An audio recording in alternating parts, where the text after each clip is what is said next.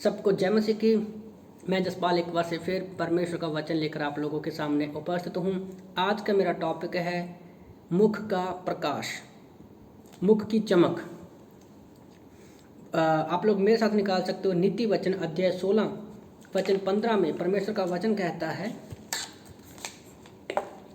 राजा के मुख की चमक में जीवन रहता है और उसकी प्रसन्नता बरसात के अंत की घटा के समान होती है। अगर हम लोग देखें, बाइबल में देखें, यूहन्ना की किताब अध्याय 1 वचन 5 में यीशु भी जो था हमारे बीच में परमेश्वर ज्योति थी, पर लोगों ने उसको नहीं पहचाना और अंधकार उस पर जयवंत ना हुआ। उसका रियल मीनिंग ये है कि यीशु मसीह ज्योति था और ज्योति उसके ऊपर अंधकार उसके ऊपर जयवंत नहीं हो पाया, क्योंकि उसने शैतान जो अंधकार है, परमेश्वर ने उसके सारे शैतान को कुचल दिया है क्रूस पर। और हमें भी पहला पत्रस अध्याय 2 वचन 9-10 के अनुसार परमेश्वर के हम बुलाए गए लोग हैं, हम उसके राजपद अधिकारी हैं, चुना हुआ वंश है, परमेश्वर की हम निज प्रजा हैं, याजकों का समाज है। परमेश्वर ने हमें बुलाया है, ज्योति में बुलाया है। किस में बुलाया है? यीशु मसीह खुद ज्योति है और उसने हमें ज्योति में बुलाया है कि हम उसके गुणों को प्रकट करें, ज्योति के गुणों को प्रकट करें। यीशु पर लोगों ने बहुत सारी उंगलियां उठाई, उसी तरह से आज लोग हम पर भी उंगलियां उठाते हैं। लोग यीशु मसीह में कोई भी दोष नहीं पाया उन्होंने। और राजा के मुख पर चमक ऐसी होती है कि उसके कोई देख नहीं सकता। जब हम बाइबल में देखते हैं कि मूसा जब परमेश्वर से मिलने के लिए गया, निर्गमन की किताब अध्याय 34 वचन 29 से 35 तक हम लोग पढ़ते हैं, तो जब मूसा परमेश्वर से मुलाकात करने के लिए गया तो इजरायली लोग जो थे उसके मुख से निकलने वाली किरणों को नहीं देख पाए। क्यों?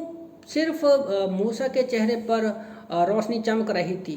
कैसे चेहरे पर चमक आती है? तो इजरायली लोगों पर चमक क्यों नहीं थी? वो क्यों डर रहे थे? क्योंकि भजन संहिता 103 का 7 के अनुसार परमेश्वर ने क्या थी, मूसा को अपनी गति बताई थी। मूसा जितना परमेश्वर के साथ में था, उसके मुख पर उतनी ही चमक थी, क्योंकि वो परमेश्वर को जानता था। और इजरायली लोगों पर इसलिए चमक नहीं थी क्योंकि वो सिर्फ परमेश्वर के कामों को देखते थे, जबकि परमेश्वर जो था मूसा के मुख पर रोशनी चमकाई क्योंकि वो उसके नज़दीक था। उसी तरह से जब परमेश्वर के हम पास रहते हैं, वचन में, संगति में, प्रार्थना में, स्पेशली बाइबल कॉलेज में, तो परमेश्वर हमारे हमारे अंदर अंधकार से भरी हुई सारी चीज़ों को बाहर निकालना शुरू कर देता है। और कंटिन्यू हम लोग क्या हैं, परमेश्वर की चमक में, उसकी ज्योति में यीशु मसीह के जैसे बनते जाते हैं। प्रेरितों के काम अध्याय 9 वचन 30 में भी परमेश्वर यीशु मसीह वो ज्योति है जो सूरज की रोशनी भी उसके सामने फीकी पड़ जाती है।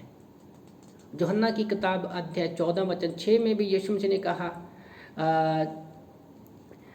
उसने कहा कि मार्ग, सत्य, जीवन और मैं ही हूँ।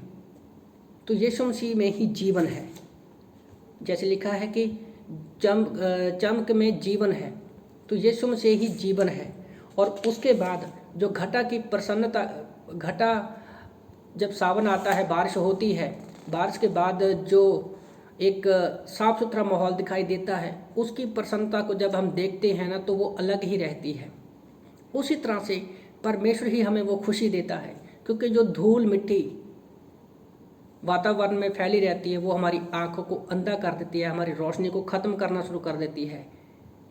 पर जब परमेश्वर की रोशनी हमारे ऊपर आती है, उसके वचन के द्वारा हमारी बंद आंखें खुलती है, पवित्र आत्मा के द्वारा, तो हमारी क्या है, आंखें खुल जाती हैं। और हमें परमेश्वर इस्तेमाल करना चाहता है कि हम लोगों की उन आंखों को खोलें जो किसी समय हमारी खोली।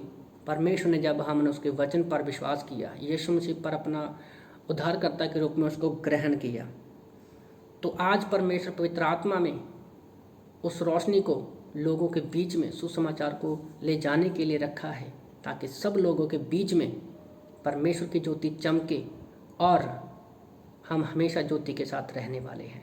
इन वचनों से परमेश्वर आप सबको आशीष दे। आमीन।